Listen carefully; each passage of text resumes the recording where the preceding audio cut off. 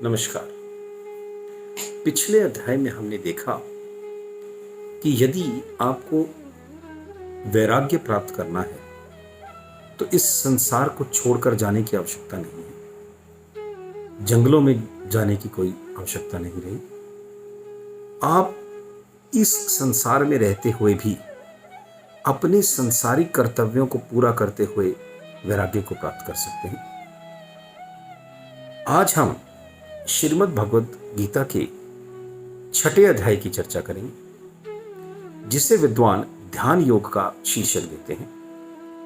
इस अध्याय में कुल 47 श्लोक हैं। अध्याय 5 में जो हमने पीछे किया 29 श्लोक थे, यह बात पीछे बतानी रह गई थी, इसलिए यहां बता रहा हूं।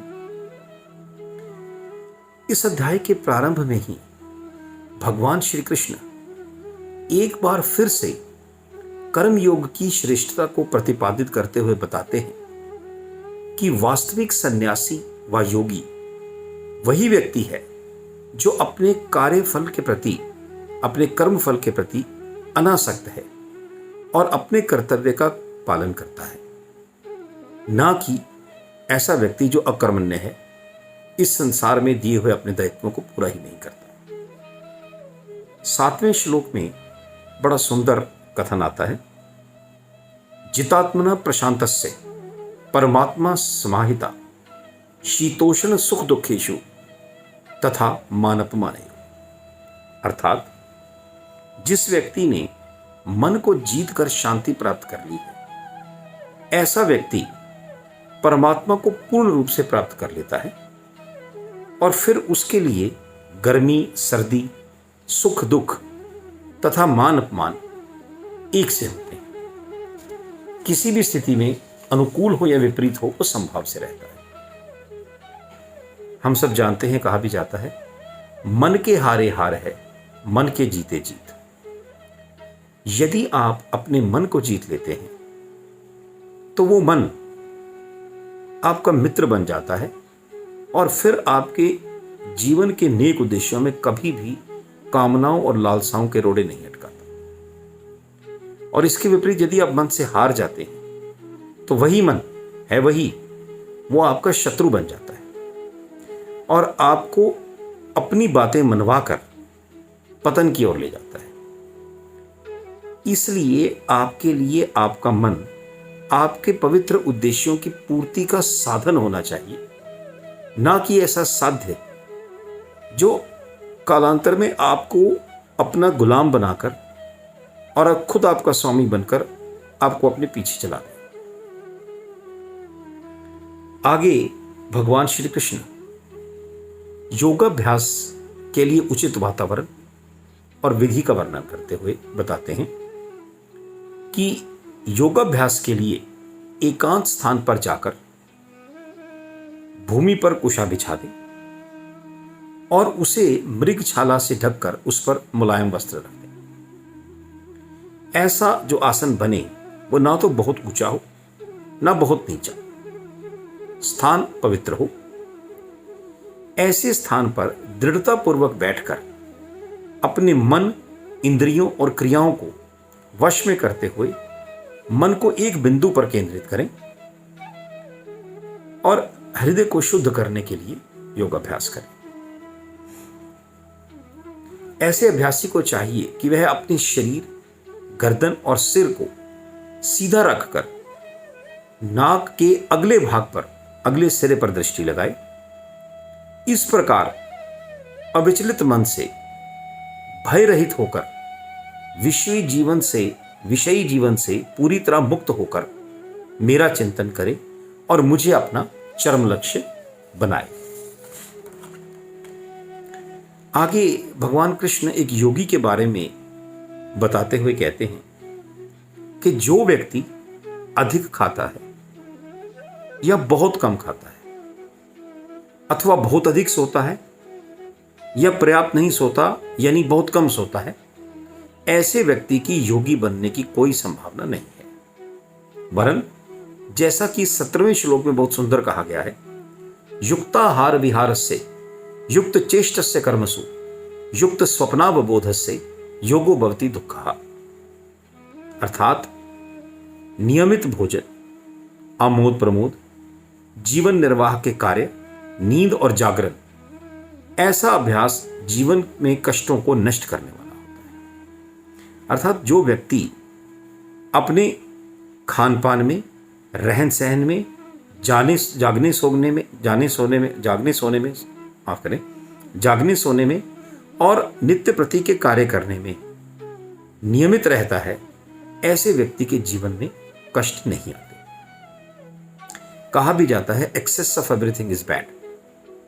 अब हम ज्यादा खाएंगे या ज्यादा सोएंगे तो हमें आलस्य उत्पन्न होगा, अपने कार्य ढंग से नहीं कर पाएंगे। इसके विपरीत यदि कम खाएंगे या कम सोएंगे तो जो हमारा ध्यान नहीं लगेगा, भूख लगेगी, कंसंट्रेशन नहीं बनेगी, या ध्यान लगाने लगेंगे तो नींद आएगी क्योंकि कम सोए हैं, तो इस प्रकार ध्यान में बाधा बनेगी। इसके विपरीत यदि हमारा खाने पीने का, सोने का नियमन होगा तो ना आलस आएगा, ना ज्यादा नींद आएगी ध्यान लगाते समय, और ना ही आपको भूख तंग करेगी।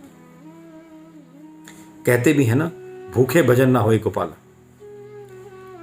खैर, भगवान कृष्ण आगे कहते हैं कि वो व्यक्ति जो मुझे सर्वत्र देखता है और मुझ में ही सब कुछ देखता है, ऐसे व्यक्ति से ना तो मैं कभी दूर होता हूं और ना वो कभी मुझसे दूर होता है। अब यहां विषय को थोड़ा सा लाइटर टोन में ले लेते हैं। अब जो भगवान कृष्ण ने कहा कि जो मुझे सर्वत्र देखता है और मुझ में ही सब कुछ देखता है, इस पर एक रोचक कथा आती है। एक बार एक शहर में एक महात्मा जी आए, काफी पहुंचे हुए थे, उनकी बड़ी प्रसिद्धि हुई। तो मेरे जैसा एक मूर्ख व्यक्ति उनके पास चला गया कि जाकर कुछ शिक्षा ले आऊं। जाकर चरण स्पर्श किए। महात्मा जी ने कहा, बोलो कैसे आए हो? तो वो कहते हैं, जी मैं एक गृहस्थ आदमी हूं, ज्यादा चीजों को तो जानता नहीं, मुझे कोई ऐसा एक वाक्य दे दीजिए जिससे मेरे जीवन का उद्धार हो जाए। तो महात्मा जी ने कहा, ये वाक्य गांठ बांध दो कि ईश्वर प्रत्येक प्राणी में विद्यमान है, यह सोचकर तुम व्यवहार किया करो। कहता ठीक है जी। बात को गांठ बांध कर चल पड़ा। जा रहा था तो रास्ते में एक बाजार आया। थोड़ा सा ही आगे बढ़ा था तो देखा कि लोग भागते हुए आ रहे हैं और वो चिल्ला रहे हैं, भागो भागो भागो, पागल हाथी आया, भागो भागो, जान बचाओ।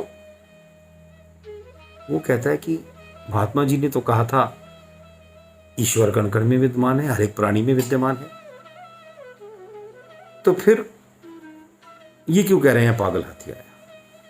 अभी वो सोच ही रहा था कि सामने से हाथी झूमता हुआ आ गया। अब इस व्यक्ति ने आव देखा ना ताव और दोनों हाथ जोड़कर, हे ईश्वर, हे परमात्मा, मैं आपको नमन करता हूं, ऐसा करने लगा। अब वो तो पागल हाथी था। नजदीक आया, उसने सूंड में लपेटा और उठा के 10-20 फूट दूर फेंक दिया। 10-12 हड्डियां टूट गई। अब ये अस्पताल में पड़ा है। महात्मा जी ने को पता चला तो कहते, पता कर क्या है भी, ऐसा क्या हो गया उसके साथ? वो जब वहां पहुंचे तो जैसे ही दरवाजे पे उनको अंदर एंटर करते देखा, इसने मुंह फेर लिया। कह रहा, मुझे आपसे बात नहीं करनी। अभी क्या हो गया यार? वो कहते कि आपने मुझे ऐसी अजीब सी चीज बता दी जिसके कारण मेरी ये हड्डियां टूट गई। अभी क्या बात हुई, सारी बात बताओ। उसने सारी बात बताई तो महात्मा जी मुस्कुरा पड़े।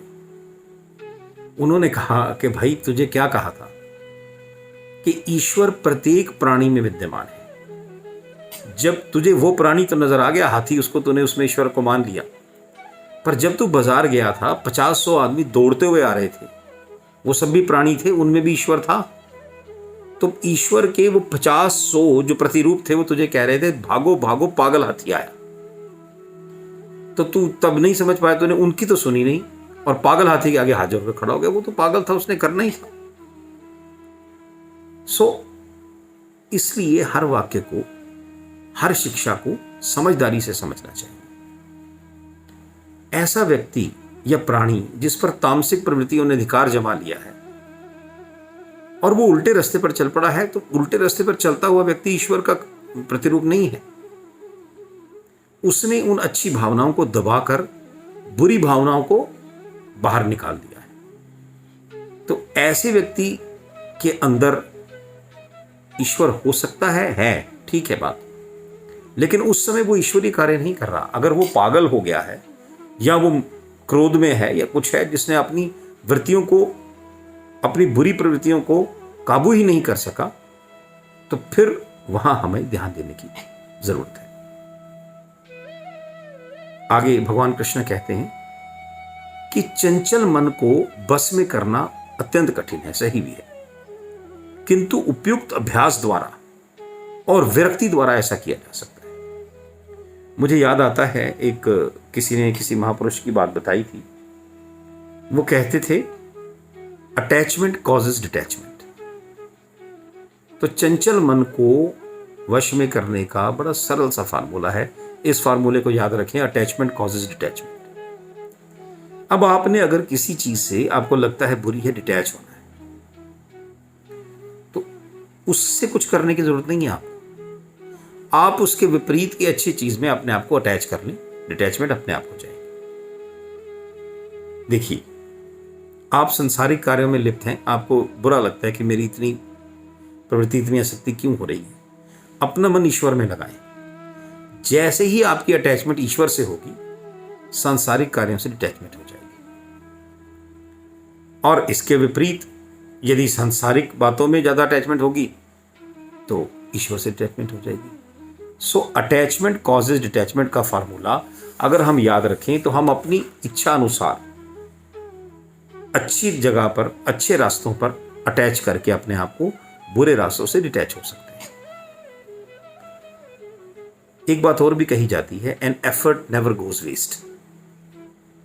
अब इस विषय में बहुत सुंदर बात भगवान श्री कृष्ण ने इस अध्याय में कही है। वे कहते हैं कि कल्याण कार्यों में लगा रहने वाला व्यक्ति ना तो इस लोक में और ना परलोक में पतन को प्राप्त होता है। भलाई करने वाला व्यक्ति कभी भी बुराई से पराजित नहीं होता।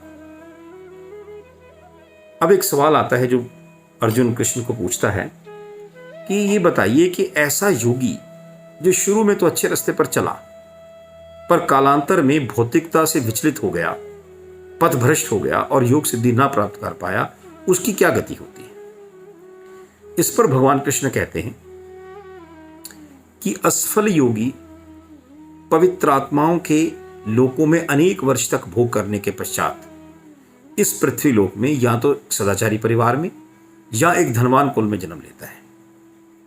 और यदि ऐसा व्यक्ति काफी लंबे समय तक योग में प्रवृत्त रहा हो और बहुत लेट जाकर असफल हुआ हो, तो ऐसे व्यक्ति का जन्म योगियों के कुलों में होता है जो अति बुद्धिमान है, और ऐसे जन्म को निश्चय ही दुर्लभ माना जाना चाहिए। अब कैरी फॉरवर्ड फार्मूले को अपनाते हुए ऐसा व्यक्ति जब ऐसे परिवार में जन्म पाता है तो पूर्व जन्म के दैवीय चेतना को नहीं भूलता, उसे पुनः प्राप्त कर लेता है, वो कैरी फॉरवर्ड हो जाती है और फिर आगे उन्नति का प्रयास करता है। हम सब ने रिले रेस देखी है जिसमें एक धावक दौड़ता है, हाथ में उसने एक कुछ लिया होता है, ऐसा जैसे आप कह लें कैलेंडर टाइप, अगर आम सामान्य भाषा में बोले तो एक जगह तक दौड़ता है तो दूसरा वहां खड़ा होता है और वो उसको उससे लेकर उससे आगे की दौड़ करता है। यही जन्मों का चक्र है। आप अपने पूर्व जन्म में अर्जित किए हुए पाप और पुण्य कैरी फॉरवर्ड कर लेते हैं। आपने एक योगी का जीवन बिताया, अंत में कहीं असफल हो गए, अच्छे परिवार में जन्म हुआ और पिछली सद्गुण वो आपने वहां से कैरी फॉरवर्ड किए। अगर आपने 100 में से 25 तक की दौड़ दौड़ी थी तो 26 से स्टार्ट करेंगे, रिले रेस की तरह। तो ऐसा व्यक्ति अपनी पूर्व जन्म की दिव्य चेतना को पाकर फिर उन्नति का प्रयास करता है। इस प्रकार अनेकानेक जन्मों के पश्चात और अभ्यास से सिद्धि लाभ करके वह अंत में परम धाम को प्राप्त होता है। कहा भी जाता है अंत भले का भला। So an effort never goes waste की बात को प्रतिपादित करते हुए यह अध्याय बताता है कि यदि आप अच्छे रास्ते पर चले हैं, कुछ समय चले हैं, अधिक समय चले हैं, अंत तक पहुंचने से पहले पथभ्रष्ट हो गए हैं, तो भी वो आपके अर्जित किए हुए गुण, अच्छे कर्म आपको कैरी फॉरवर्ड होकर मिलेंगे और आप अगले जन्म में या उससे अगले जन्म में उसे ले जाकर और उससे प्रेरणा प्राप्त करके अंत में परम धाम को प्राप्त कर लेंगे। अध्याय के अंत में भगवान श्री कृष्ण कहते हैं कि योगी पुरुष तपस्वी से, ज्ञानी से तथा सकाम कर्मी से बढ़कर होता है। अतः हे अर्जुन, तुम ऐसे योगी बनो। अब एक बार फिर से आपको कर्म योगी की श्रेष्ठता सिद्ध होती नजर आती है और भगवान कृष्ण कहते हैं कि ऐसे योगियों में भी जो सदैव मेरे विषय में सोचते हुए मेरी दिव्य भक्ति करते हैं, वह उन्हें अपना परम योगी मानता हूं। इस प्रकार हम देखते हैं कि इस अध्याय में ध्यान योग पर विस्तार से चर्चा करते हुए भी भगवान श्री कृष्ण ने इस अध्याय के आरंभ में व अंत में एक कर्म योगी को, जो ईश्वर की भक्ति में लीन रहते हुए अपने संसारिक कर्तव्यों को अनासक्त भाव से करते हुए जीवन यापन करता है, उसे श्रेष्ठ माना है। ऐसे व्यक्ति के लिए ईश्वर को प्राप्त करना अधिक सरल है, अन्यों की अपेक्षा जिनके पद से विचलित होने का भय बना रहता है और बाद में अनेक जन्मों के पश्चात उन्हें परम पद की प्राप्ति होती है। इस प्रकार अध्याय 6 का वर्णन, उसकी चर्चा मैं यहां समाप्त करता हूं और इस सुंदर यात्रा में हम लगभग क्या, वास्तव में ही 1/3 यात्रा पूरी कर चुके हैं, क्योंकि कुल 18 श्लोक हैं, 18 अध्याय हैं। 6 अध्याय हमने पूरे कर लिए, जो कि 18 का 1/3 बनता है। तो हमारी 1/3 यात्रा यहां संपूर्ण होती है। इस आशा और विश्वास के साथ कि भगवान कृष्ण 7वें अध्याय के साथ पुनः आपसे मिलने का सामर्थ्य मुझे प्रदान करेंगे, मैं जसमीत सिंह बेदी आपसे विदा लेता हूं। नमस्कार।